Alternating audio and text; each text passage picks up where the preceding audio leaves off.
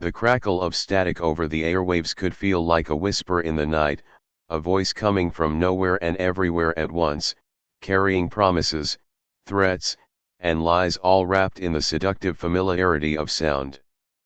For the Axis powers in the early years of World War II, the radio became more than just a tool for communication. It became a weapon, an invisible army that could strike without a bullet, wound without blood, and infiltrate the mind of anyone within its reach. In Berlin, Rome, and Tokyo, military strategists recognized that controlling information meant controlling perception, and perception could shape behavior, morale, and even the outcome of battles.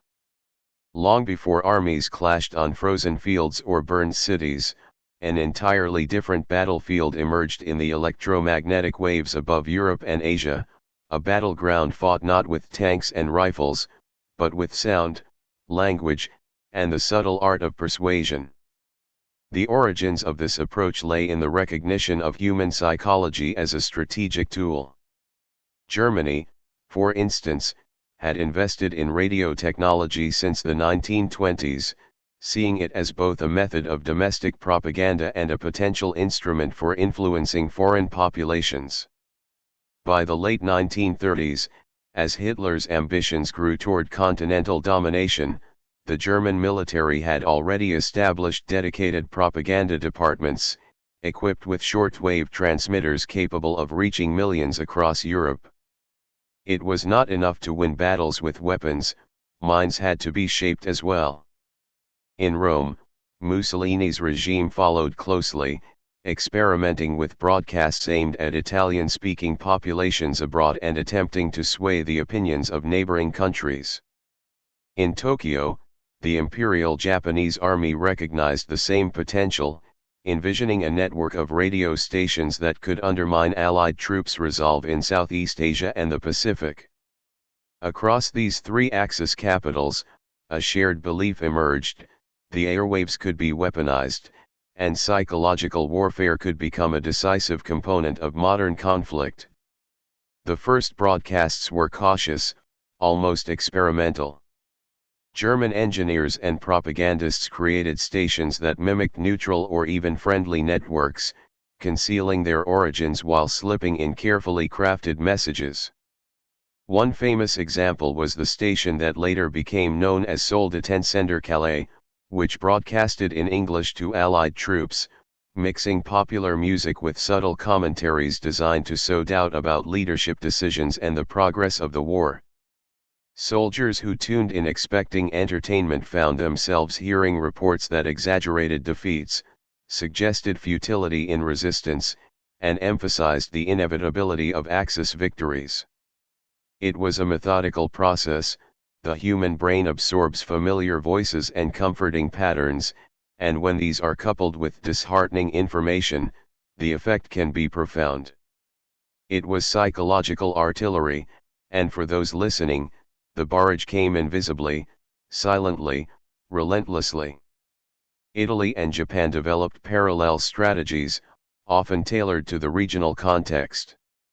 Italian broadcasts aimed at the Mediterranean and North African theaters sought to convince Allied troops of the futility of their campaigns, highlighting supply shortages, exaggerating Italian military successes, and portraying German allies as omnipotent and undefeatable.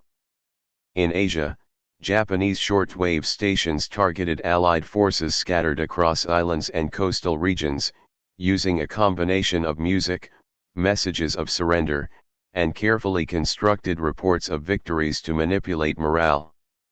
These stations were staffed by native speakers whenever possible, a tactic designed to increase credibility, and the content was meticulously reviewed by military psychologists and propagandists. Every song, every anecdote, every snippet of news was calculated to maximize emotional impact, to push the listener into a state of doubt, fear, or resignation. The technical sophistication of these early psychological warfare radios was remarkable for the time. Shortwave technology allowed broadcasts to cover vast distances, crossing oceans and borders that would have been impossible for conventional armies. Stations employed encryption for sensitive content, alternating frequencies to avoid jamming, and occasionally used deceptive call signs to make it impossible for enemy listeners to know the origin of the signal. Even in the chaos of wartime Europe, Axis engineers were developing techniques that would later influence Cold War broadcasting strategies, proving that the art of psychological manipulation through technology was as critical as any traditional weapon. Yet the creation of these broadcasts was not only a technical challenge, it was a human one.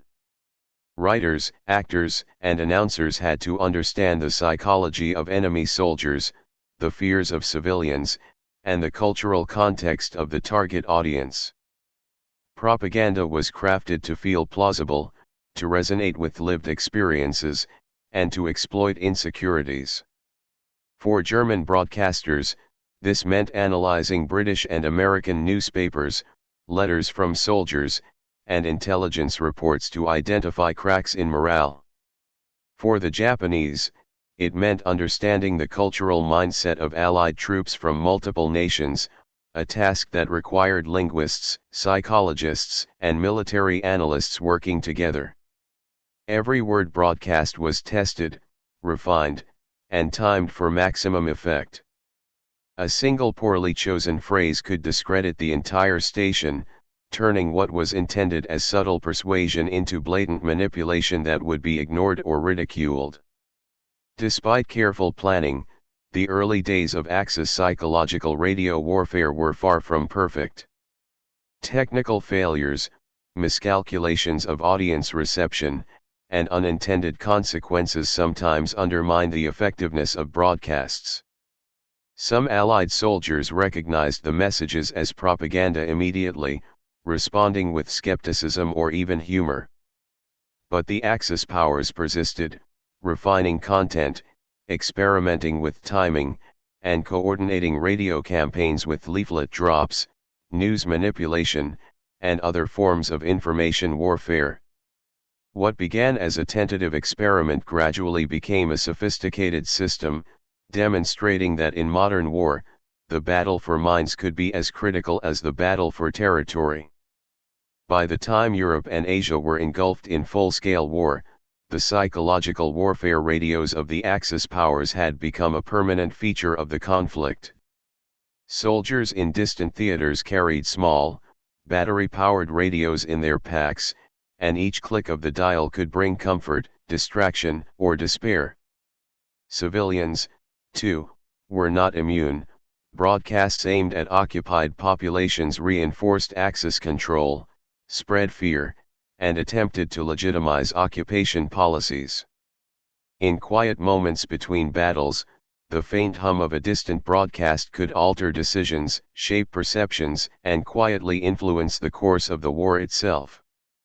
The battlefield had expanded, stretching invisibly across the airwaves, and the soldiers, civilians, and leaders of the era were all participants, willingly or unwillingly, in a struggle of information, deception, and persuasion that would leave echoes long after the guns had fallen silent. Waves of influence. The hum of a distant transmitter carried more than music or news, it carried suggestion, manipulation, and a carefully constructed illusion of reality.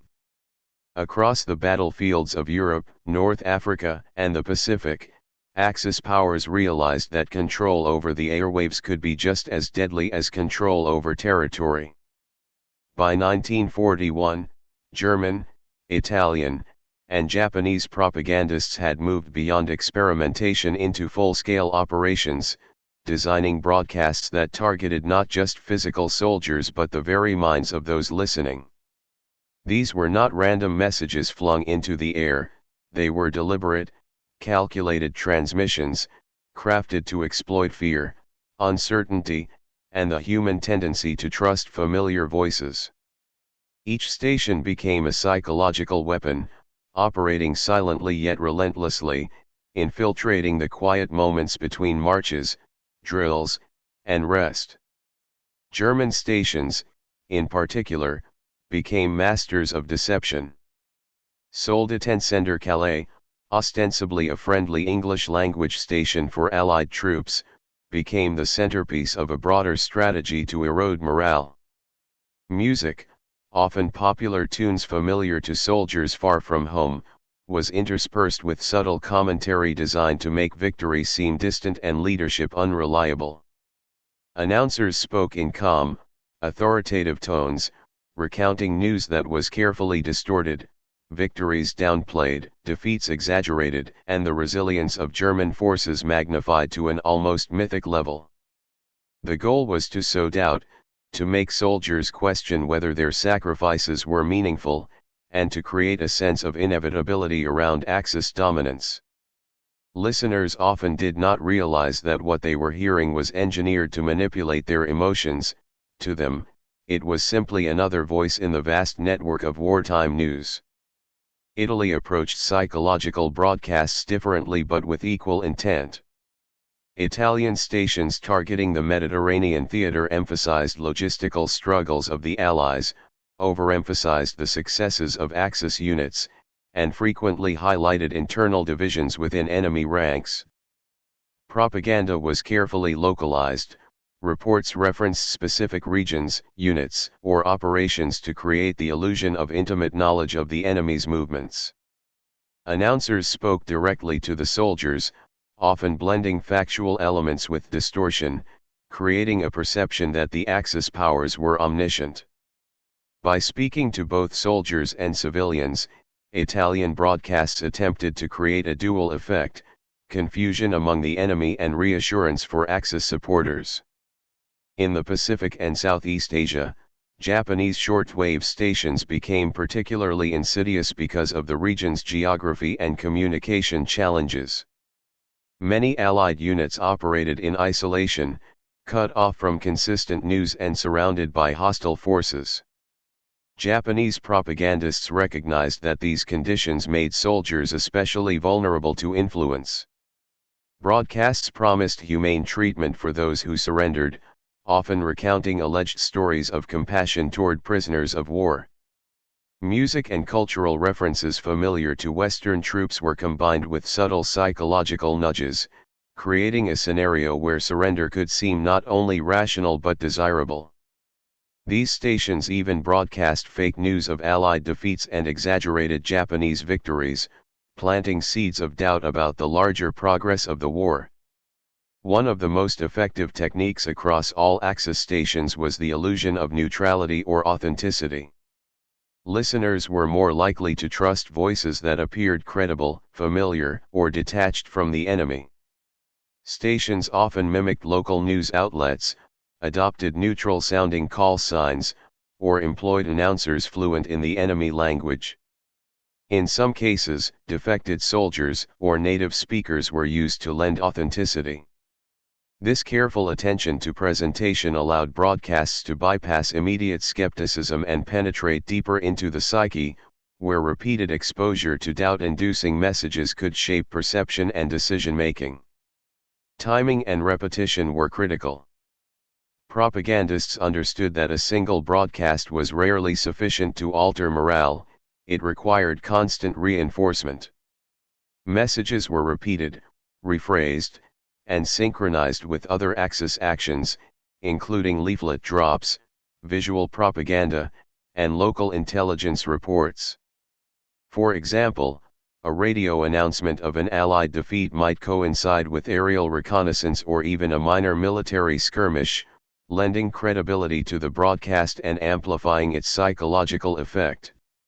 Soldiers and civilians, confronted with multiple sources seemingly confirming the same narrative, often found themselves questioning their understanding of reality. Music, surprisingly, was a cornerstone of these campaigns.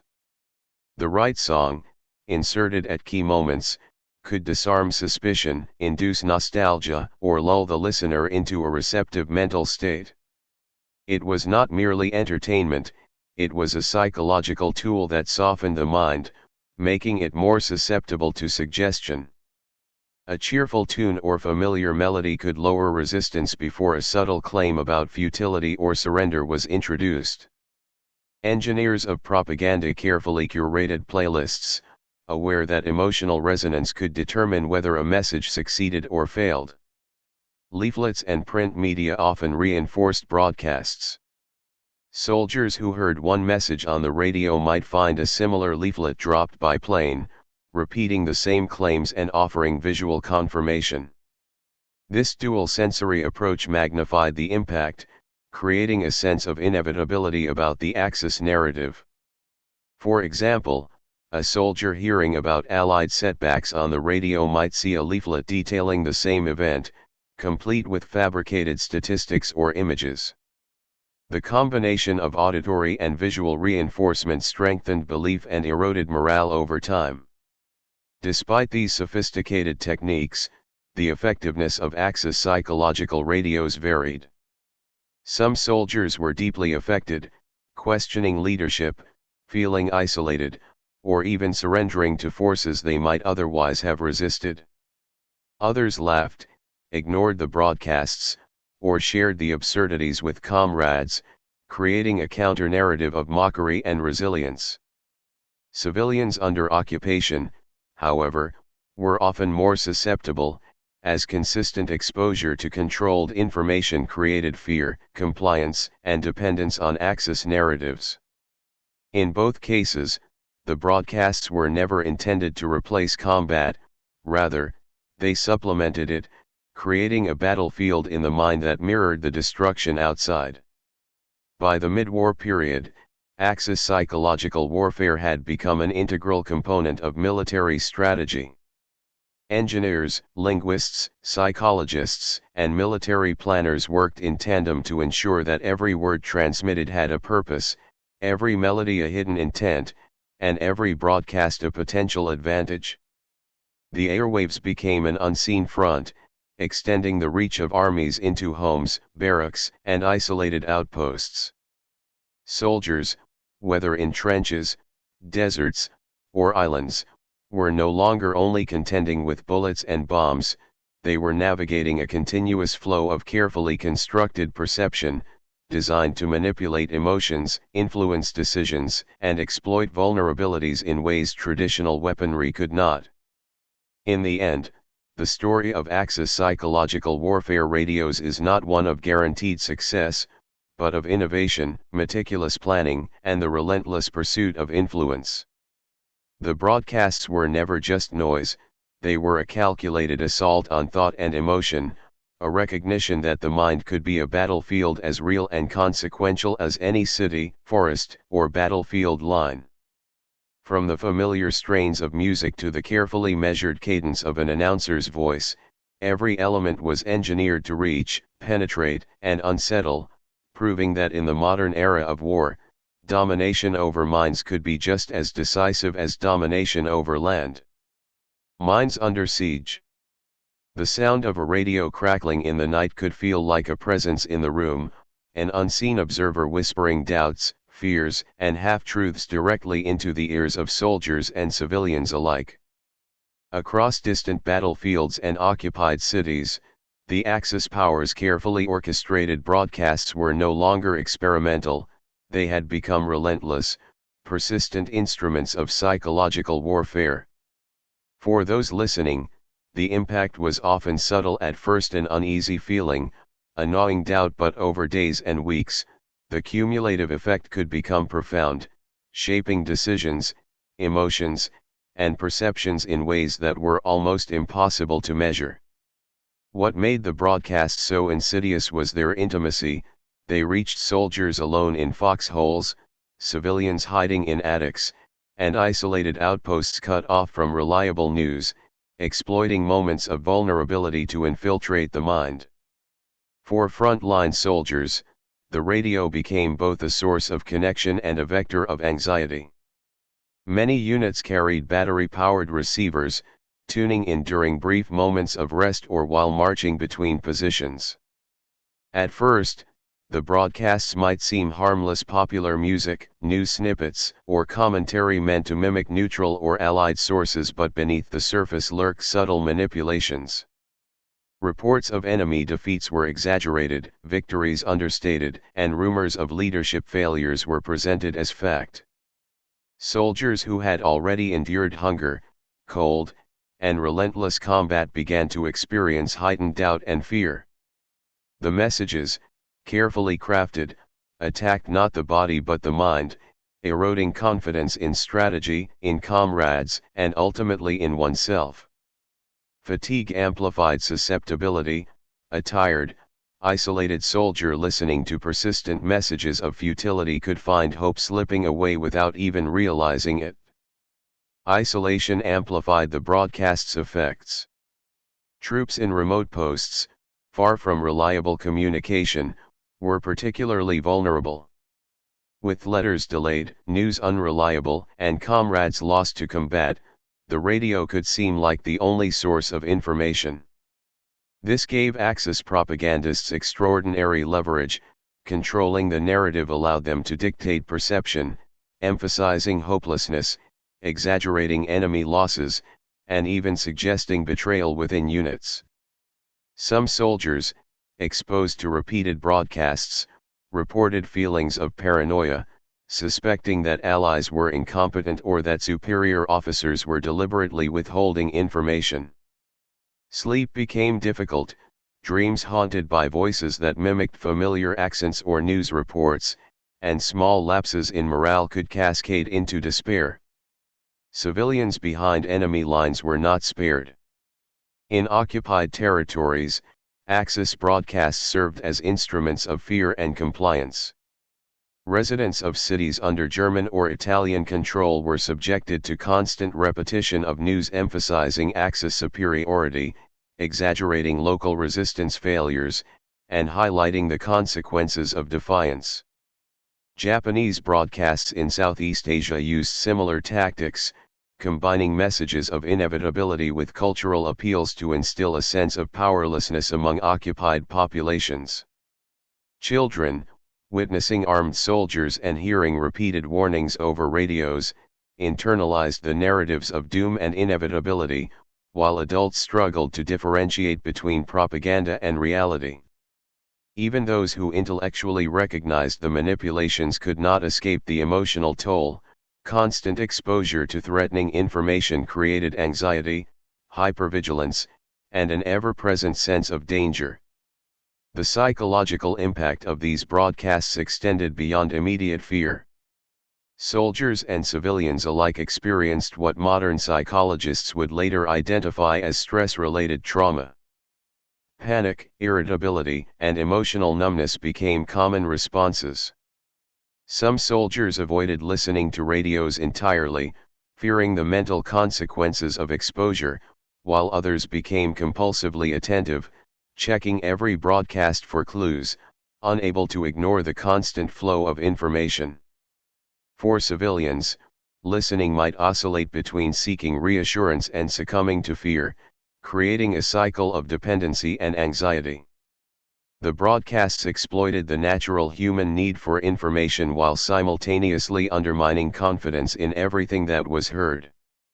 One of the most powerful consequences of Axis radio propaganda was its ability to amplify doubt and erode trust. Soldiers began questioning not just military strategy, but their leaders and peers. Were orders rational or intentionally misleading? Could supplies and reinforcements be trusted? Was resistance futile? The combination of isolation, fatigue, and relentless messaging created fertile ground for uncertainty to take root. In some cases, this led to desertion, hesitation in battle, or lowered unit cohesion, though such effects were inconsistent.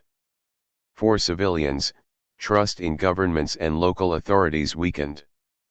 Repeated exposure to broadcasts emphasizing Axis control or military dominance sometimes produced passive acceptance of occupation, fear-driven compliance, or even collaboration in extreme cases. Interestingly, not all responses were negative.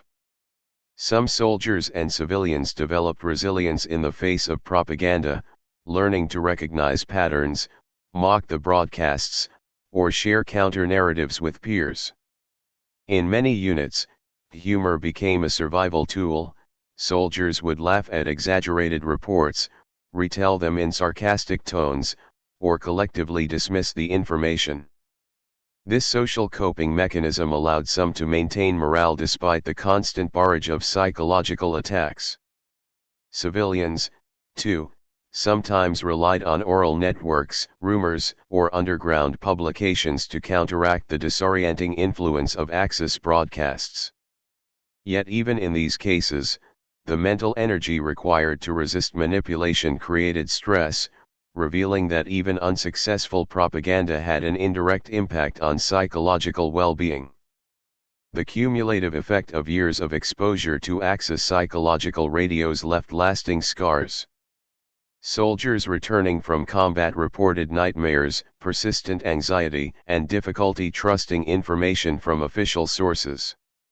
Civilians in occupied areas sometimes retained heightened fear responses or skepticism long after liberation, carrying memories of voices that had seemed authoritative and omnipresent.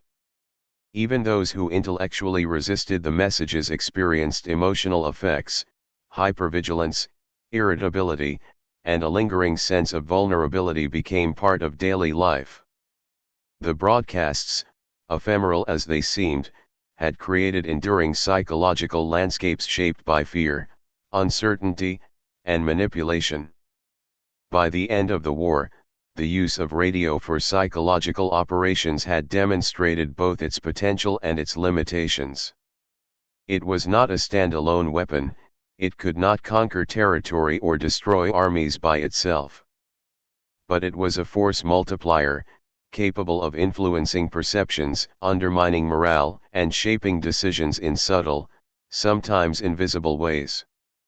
For soldiers and civilians, the experience was deeply personal. The hum of a distant transmitter could determine whether hope persisted, whether doubt flourished, and whether human resilience was tested to its limits. In the quiet hours, when all other noises faded, the invisible presence of the radio lingered, reminding everyone who listened that war had extended far beyond the battlefield into the mind itself. The invisible legacy. The war ended, yet the echoes of its invisible weapons lingered. Cities rebuilt themselves, armies disbanded, and battlefields returned to silence, but for those who had lived under the constant hum of Axis psychological broadcasts, the impact persisted. The airwaves had left an indelible imprint on minds, an invisible footprint of manipulation and fear that endured long after the last bullet had been fired. Soldiers, civilians, and even future strategists would come to recognize that the real battle fought over radio waves was not ephemeral. It had rewritten perceptions, shaped decisions, and left a legacy that would influence generations. For soldiers returning from the front, the experience of invisible warfare did not end with discharge. Many carried home more than uniforms and medals. They carried habits, fears, and questions that had been planted by repeated exposure to broadcasts designed to destabilize thought. Some found themselves checking news reports compulsively, skeptical of every word, measuring facts against imagined propaganda. Others became hypervigilant, aware that manipulation could come from anywhere, even in peacetime media. The subtle erosion of trust in authority, instilled over months or years of psychological messaging, created a permanent layer of caution and introspection. Families often found this difficult to understand. Parents, spouses, and children did not witness the quiet siege of the mind, yet they bore its consequences in silent tension, withdrawal, or unexplained anxiety. Civilians who had lived under occupation experienced a parallel, if less visible, set of consequences. Repeated messaging that emphasized the inevitability of Axis control, the futility of resistance, or the threat of punishment had instilled both fear and caution. Even after liberation, distrust of authority, heightened caution, and a lingering sense of vulnerability remained common. People had learned to question every announcement, to second-guess every source, and to anticipate deception as a natural part of communication. In many cases, communities relied on rumor networks, personal contacts, and clandestine publications to counterbalance the disorienting influence of past propaganda. The cultural and social imprint of these broadcasts became part of the collective memory of war, shaping not only attitudes but the very methods by which people evaluated truth and authority in the years that followed. Historians and psychologists studying the Axis use of psychological warfare radios in the post-war period recognized the sophistication and foresight behind these operations. They were not simply crude attempts to frighten or confuse, they represented a deep understanding of human perception and vulnerability. The integration of music, culturally resonant content, authoritative voices, and coordinated timing demonstrated a methodical approach to mental influence. Analysts noted that even when soldiers ignored or mocked broadcasts, the subconscious effects could persist, shaping emotional responses, decision-making processes, and group dynamics in ways that were difficult to quantify. The broadcasts had created subtle, pervasive pressure points in the minds of those exposed, illustrating that psychological tools could complement military strategy and extend the battlefield far beyond physical terrain. The legacy extended into the modern era, influencing the development of psychological operations, propaganda strategies, and media-based influence campaigns. Military planners of the Cold War studied Axis radio techniques closely, adapting methods of targeted messaging, timing, and credibility management to new contexts. Lessons about audience segmentation, the interplay between information and emotion, and the importance of reinforcement through multiple media channels became foundational principles of psychological operations. In many ways, the innovations of World War II Axis propaganda shaped the blueprint for modern information warfare, demonstrating that control over perception could be as decisive as control over land or resources. Yet the historical assessment also highlighted limitations and ethical concerns. While Axis broadcasts could unsettle, confuse, or demoralize, they could not guarantee obedience or surrender. Soldiers and civilians often resisted, mocked, or adapted, finding ways to circumvent manipulation. Moreover, the long-term psychological toll on populations heightened anxiety, mistrust, and emotional trauma raised moral questions about the use of such strategies. Even as military historians marveled at the technical sophistication and ingenuity, they recognized that these operations carried consequences far beyond the immediate objectives of war, leaving enduring imprints on human behavior, social trust, and cultural memory. Survivors of the broadcasts often recounted experiences that blurred the line between reality and manipulation.